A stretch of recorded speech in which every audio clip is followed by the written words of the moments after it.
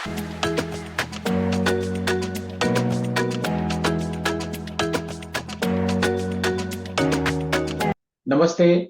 चर्चा में आपका स्वागत है। मैं हूं शिव मिश्रा। राष्ट्रपति द्रौपदी मुर्मू ने सर्वोच्च न्यायालय से पूछा है कि क्या आप राष्ट्रपति के लिए समय सीमा तय कर सकते हैं। और इस तरह से राष्ट्रपति द्रौपदी मुर्मू ने सुप्रीम कोर्ट के लिए 14 सवाल सूचीबद्ध करते हुए उन्हें भेजे हैं। और उन्होंने जानना चाहा है कि क्या सर्वोच्च न्यायालय ऐसा फैसला दे सकता है जिसकी संविधान में कोई व्यवस्था नहीं है। इसका सीधा अर्थ है कि राष्ट्रपति ने यह पूछना चाहा है कि सर्वोच्च न्यायालय क्या कुछ भी कर सकता है, संविधान के इतर भी, संविधान के अंदर जो है वो तो उसे करना ही है। और इसी में तमाम सारी बातें शुरू हो गई हैं। तो अगर आपको याद हो, थोड़े दिन पहले एक फैसला आया था जिसका संबंध तमिलनाडु से था। और तमिलनाडु से इसलिए कि तमिलनाडु में राष्ट्रपति के जो प्रतिनिधि होते हैं, राज्यपाल, उन्होंने शायद कुछ विधेयकों को मंजूरी देने में बहुत समय लगा दिया था। और इस तरह से कई विधेयक उनके पास इकट्ठा हो गए थे। और उन विधेयकों में से कुछ को उन्होंने वापस कर दिया। और जब दोबारा पास होके वो विधेयक आए विधानसभा से, तो राज्यपाल ने उन्हें राष्ट्रपति के पास भेज दिया। और इससे पहले कि राष्ट्रपति का निर्णय आता, ये मामला सर्वोच्च न्यायालय में चला गया। और जहां से सर्वोच्च न्यायालय में एक पारदीवाला है न्यायाधीश, उनकी बेंच ने ये निर्णय दे दिया कि जो राज्यपाल हैं उनको एक निश्चित समय सीमा के अंदर उस पर फैसला लेना होगा। तमिलनाडु के केस में जो पेंडिंग विधेयक थे, उनमें उन्होंने रूलिंग दे दी कि जब विधानसभा ने दोबारा इन विधेयकों को पास करके राज्यपाल को दिया है और राज्यपाल ने उनमें भी समय लगाया और अब राष्ट्रपति के पास भेज दिया है, तो अब उन्हें पास माना जाएगा। और अगर राष्ट्रपति ने निर्णय ले लिया है तो वह भी शून्य हो जाएगा। और अगर नहीं लिया है तो उन्हें निर्णय नहीं लेना चाहिए।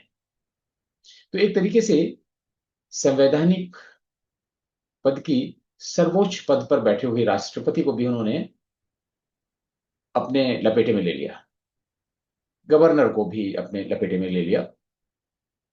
और इस तरीके से एक दो जजों की बेंच ने, जो उनके किसी भी तरीके से उनके शक्तियों के अंदर नहीं आता। और ये जो संविधान की एबीसीडी समझने वाले कोई एक बच्चा भी बता सकता है कि अगर संवैधानिक कोई मामला है, संविधान की व्याख्या करने का मामला है, कोई स्पष्टीकरण देने का मामला है, तो उसमें 5 जजों की बेंच से ऊपर की कोई बेंच ही फैसला ले सकती है। और ऐसे में जो ये इन जज ने निर्णय लिया था, उसका कोई औचित्य नहीं था। इसके बाद तमिलनाडु सरकार ने जो विधेयक पेंडिंग थे उनको नोटिफाई कर दिया और वो कानून बन गए। तो इसका मतलब अप्रत्यक्ष रूप से आप देखें कि इसका प्रभाव क्या होगा। ये एक अलग बात हो सकती है कि कितना समय लगना चाहिए, कितना नहीं लगना चाहिए, लेकिन राज्यपाल की अनुमति आवश्यक ही क्यों है? फिर तो राज्यपाल का पद होना ही नहीं चाहिए।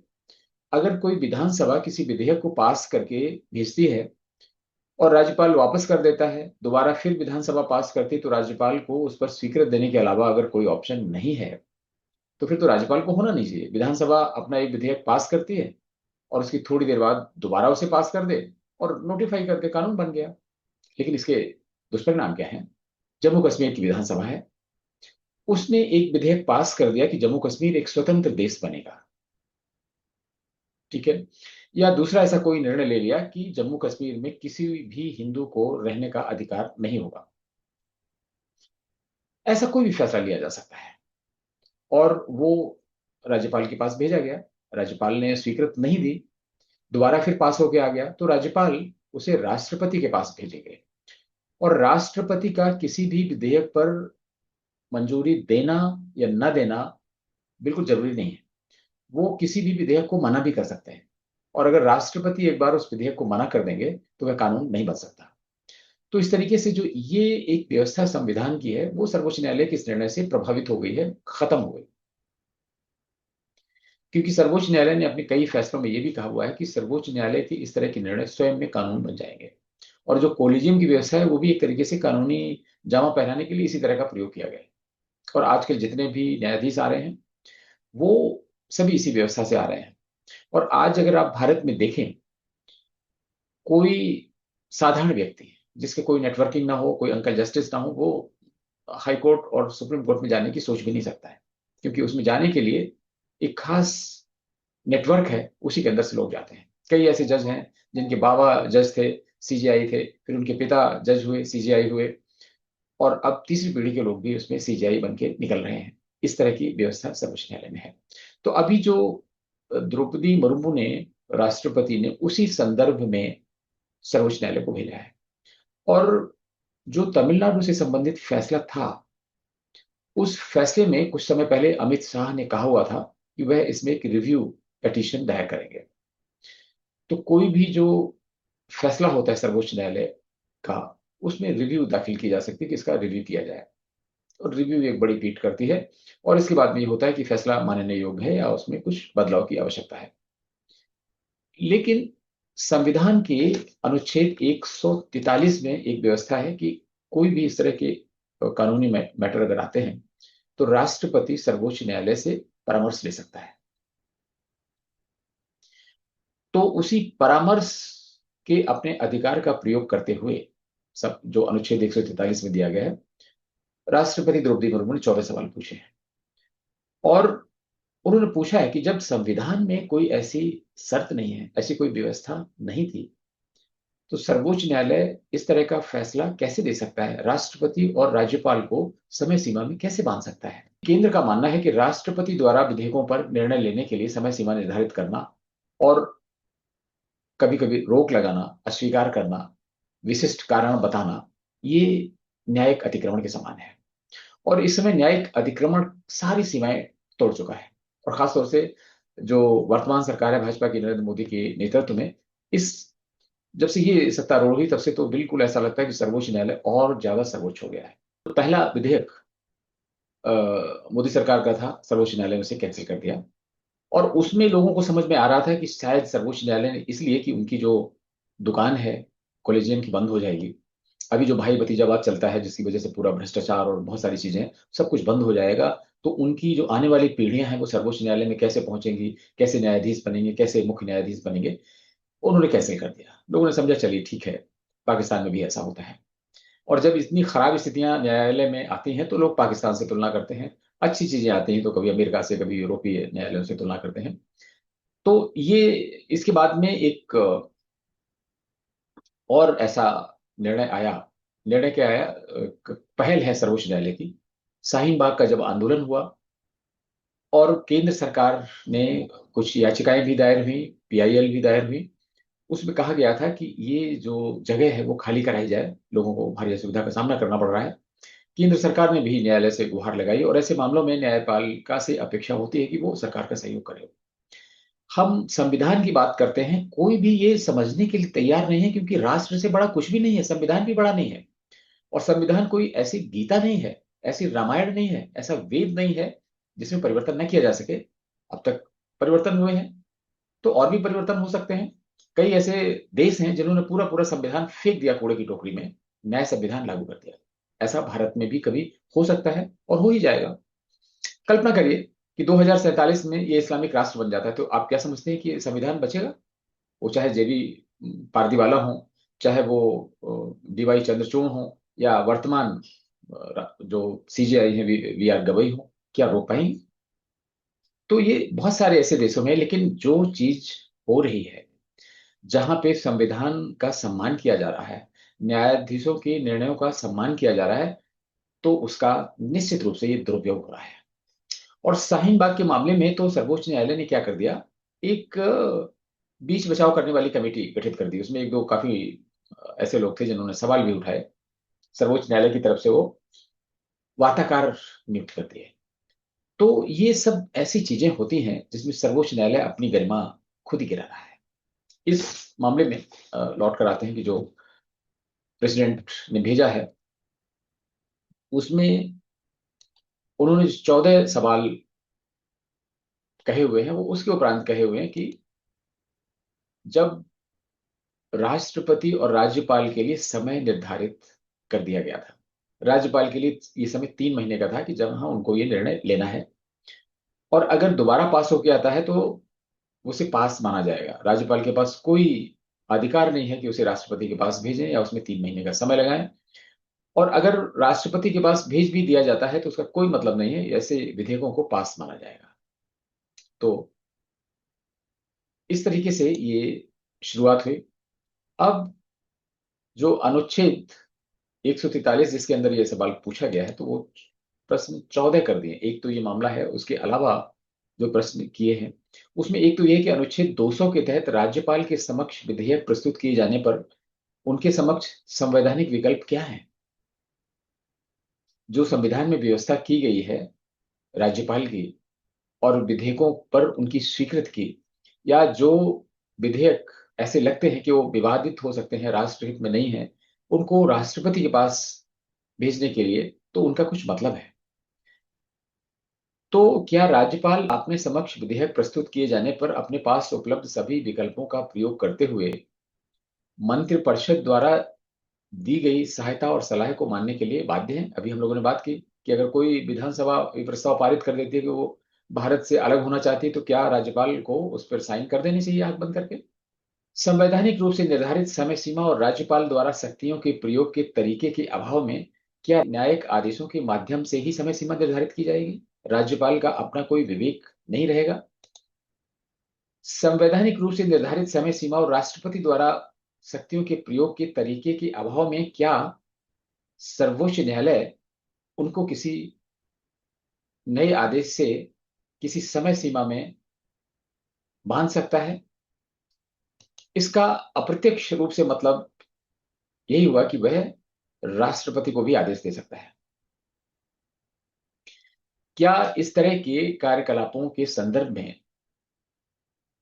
राष्ट्रपति को सर्वोच्च न्यायालय से ऐसे विधेयकों पर परामर्श करने के लिए समय भी नहीं मिलेगा? इसका मतलब यह है कि अगर कोई विधेयक राज्यपाल राष्ट्रपति के पास संदर्भित करते हैं और राष्ट्रपति भी उस पर निर्णय लेने के लिए सर्वोच्च न्यायालय का परामर्श मांगते हैं, तो एक तो ये जो व्यवस्था की गई थी वो खत्म हो गई। क्योंकि सर्वोच्च न्यायालय के जो माननीय न्यायाधीश हैं उन्होंने तो कहा कि 3 महीने के अंदर वो निर्णय लेंगे और दोबारा पास हो जाएंगे, तो उनके पास कोई विकल्प नहीं, उन्हें हस्ताक्षर करना ही होगा। ये किस तरह का है, ये कोई भी कॉमन सेंस वाला आदमी समझ सकता है कि ये बिल्कुल गलत है। ये संविधान पिछले 75 सालों से लगभग चल रहा है और ऐसी बहुत स्थितियां आई जब केंद्र और राज्यों के बीच में विवाद आए, राज्यपाल और राज्य सरकारों के बीच में विवाद आए, लेकिन ऐसा फैसला कभी नहीं आया। उससे तो ये लगता है कि जो सर्वोच्च न्यायालय में न्यायाधीश आने लगे हैं वो या तो बहुत अच्छे जानकार हो गए हैं या अब अचानक उनकी शक्तियां बहुत बढ़ गई हैं। अब तमिलनाडु के केस में ये हुआ कि जो सर्वोच्च न्यायालय ने कहा कि अगर दोबारा विधेयक आता है और राज्यपाल के पास कोई अधिकार नहीं है, जो समय सीमा है उसके बाद में वो स्वतः पास माना जाएगा और राज्य सरकार उसे कानून का दर्जा दे सकती है, और तमिलनाडु सरकार ने यही किया। तो इसमें यह भी पूछा गया है कि क्या राज्यपाल की सहमति के बिना, राज्यपाल के हस्ताक्षर के बिना ऐसे कानून बनाए जा सकते हैं? इसका मतलब तो यही हुआ कि कोई भी राज्य सरकार है, विधानसभा विधान परिषद में उसी विधेयक को 2 बार पास कर दे, राज्यपाल के पास भेजने की भी आवश्यकता नहीं, अपने आप पास माना जाएगा। इसमें कितनी भी व्याख्या करें, लेकिन बहुत ही बचकाना काम लगता है सर्वोच्च न्यायालय का। सर्वोच्च न्यायालय की किसी भी पीठ के लिए यह अनिवार्य नहीं है कि वे पहले यह तय करे कि क्या इस मामले पर विचार किया भी जा सकता है या नहीं। क्या संविधान की व्याख्या पर सवाल नहीं उठाता? और क्या इस तरह के संवैधानिक मामले को 5 जजों की बेंच के समक्ष संदर्भित नहीं किया जाना चाहिए था? और अनुच्छेद 142 के तहत सर्वोच्च न्यायालय की शक्तियां प्रक्रियात्मक कानून के मामलों तक सीमित हैं, या अनुच्छेद 142 संविधान या लागू कानून के जो मूल स्वरूप है उसके प्रावधानों के विपरीत या असंगत निर्देश भी जारी कर सकता है? तो आप समझ लीजिए कि कितने तीखे प्रश्न राष्ट्रपति की तरफ से किए गए हैं सर्वोच्च न्यायालय से। तो कुल मिलाकर सवाल यही उठता है कि क्या अगर संविधान के हिसाब से भी ये काम किया गया तो संविधान बड़ा है या देश बड़ा है? और अगर राष्ट्र हित में कोई फैसले आते हैं तो संविधान में संशोधन भी किया जा सकता है। संविधान किसी राष्ट्र को चलाने के लिए मार्गदर्शक तो हो सकता है, बाध्यकारी नहीं हो सकता। और किसी भी राष्ट्र की दिशा और दशा तय कर सकता है अच्छाई के लिए, सकारात्मक रूप से। लेकिन किसी देश को विखंडित करने के लिए, देश को सत्यानाश करने के लिए संविधान का उपयोग नहीं किया जा सकता, जिसका जो दुरुपयोग है वो शुरू हो गया है। तो राष्ट्रपति समय समय पर इस तरह के परामर्श सर्वोच्च न्यायालय से लेते रहते हैं। अब परामर्श की भी एक प्रक्रिया है। अगर राष्ट्रपति सर्वोच्च न्यायालय से परामर्श लेते हैं, तो आप कल्पना करिए कि किसी कंपनी में आप सीईओ हैं, किसी विभाग में विभागाध्यक्ष हैं, और कोई कानूनी मसला आता है तो आप लीगल एडवाइजर की सलाह लेते हैं। और इस तरह की सलाह लेते हैं, वो आपके निर्णय लेने की क्षमता को बढ़ाता है, आपके निर्णय को प्रभावित कर सकता है। लेकिन ये जरूरी नहीं है कि जो आपने सलाह ली है उस सलाह को आप माने ही, क्योंकि वह आपके विवेक में जो आपकी निर्णयशीलता है उसको गति दे सकता है, उसको एक सहायक हो सकता है। लेकिन बाध्यकारी नहीं हो सकता है कि अगर किसी एडवोकेट से, किसी लीगल एडवाइजर से आपने सलाह ली है तो उसको आप मानेंगे और उसी के हिसाब से कार्य करेंगे। वही राष्ट्रपति का स्वरूप है कि सर्वोच्च न्यायालय से जो भी वो परामर्श मांगेंगे वो बाध्यकारी नहीं है। तो ऐसी व्यवस्था अनुच्छेद 143 में दी गई है कि जब भी कभी इस तरह के मामले आते हैं तो राष्ट्रपति सर्वोच्च न्यायालय से परामर्श ले सकते हैं, और परामर्श लेने के बाद मानना या ना मानना राष्ट्रपति के ऊपर निर्भर करता है। ये ठीक बात है कि राष्ट्रपति के जितने भी अधिकार हैं वो केंद्र सरकार द्वारा ही प्रयोग किए जाते हैं। लेकिन इसका मतलब ये भी नहीं है कि राष्ट्रपति जो सर्वोच्च न्यायालय के न्यायाधीशों की नियुक्ति करता है, जो उच्च न्यायालय के न्यायाधीशों की नियुक्ति करता है, मुख्य न्यायाधीश को शपथ दिलवाता है, उसको भी समय सीमा में या किसी भी तरीके से उसके अधिकारों को सीमित कर दें। इसका मतलब ये हुआ कि जो सर्वोच्च न्यायालय का सीजेआई है उससे बड़ा तो फिर भारत में कोई भी नहीं होगा। और एक ऐसा आदमी भारत में सबसे बड़ा होगा जो स्वयं खुद ही अपॉइंटेड है, सेल्फ अपॉइंटेड पर्सन है, खुद ही अपनी व्यवस्था से, अपने नेटवर्क से आया हुआ है। तो ये पूछा है राष्ट्रपति द्रौपदी मुर्मू ने। अब हमें इंतजार करना होगा कि सर्वोच्च न्यायालय क्या फैसला लेता है। सर्वोच्च न्यायालय के पास बहुत सीमित विकल्प होते हैं। सर्वोच्च न्यायालय निश्चित रूप से कोई अलग जज बैठ के इस पे चिट्ठी लिख के, पत्र लिखकर राष्ट्रपति को नहीं बता सकता कि क्या है। एक तो ये है कि वो लोग बैठ के 5 जज, 7 जज, जो भी है, जो बेंच बनती हैं, उनमें ये निर्णय लें और फिर इस तरीके से राष्ट्रपति को एडवाइस करें। लेकिन किसी भी हाल में उनके जो एक्सप्रेशन है, जो व्यूज हैं सर्वोच्च न्यायालय के, वो बाध्यकारी नहीं है राष्ट्रपति पे। तो अब सर्वोच्च न्यायालय देखते हैं क्या निर्णय देता है। अगर सर्वोच्च न्यायालय कह देता है कि नहीं भाई, पारदीवाला ने बिल्कुल सही कहा है, तो फिर देखते हैं केंद्र सरकार क्या करती है। और अगर सर्वोच्च न्यायालय स्वयं ये कह देता है कि नहीं, पारदीवाला का निर्णय गलत था, तो बात यहीं खत्म हो जाएगी।